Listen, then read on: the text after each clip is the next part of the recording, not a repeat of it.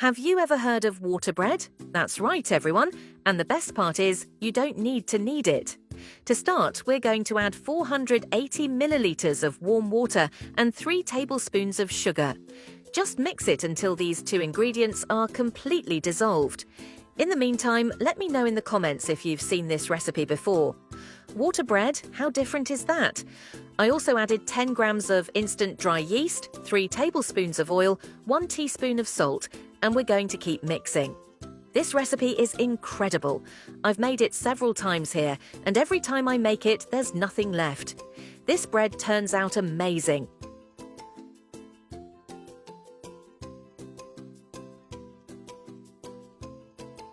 I added 4½ cups of all-purpose flour. I'm adding my flour gradually here, and the cup I'm using holds 240 milliliters. There's no secret to it, this bread is super easy to make and turns out just like the homemade breads we buy at the bakery. Let's keep mixing here. I'm adding the flour little by little until it gets too hard to mix with a spoon. Then we'll mix it by hand, okay?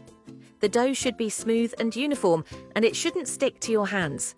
Keep adding the flour until it forms a moldable dough that you can use to shape the rolls.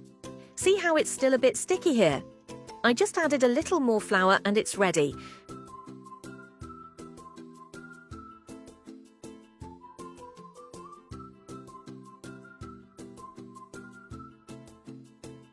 Let it rest here for 30 minutes.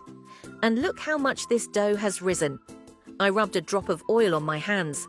Now we're going to punch down the dough and start shaping the rolls. I'm going to make them round, but if you want, you can make them in other shapes. That's totally up to you. Just shape them like this with your hands, and this is how they should look.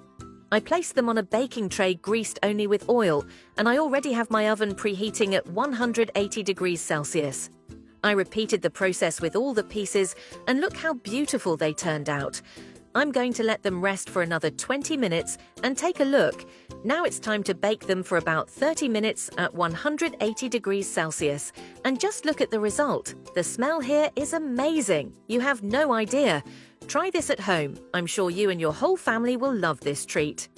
I finished them by brushing with water and sugar to give them that glazed look and make them even more delicious.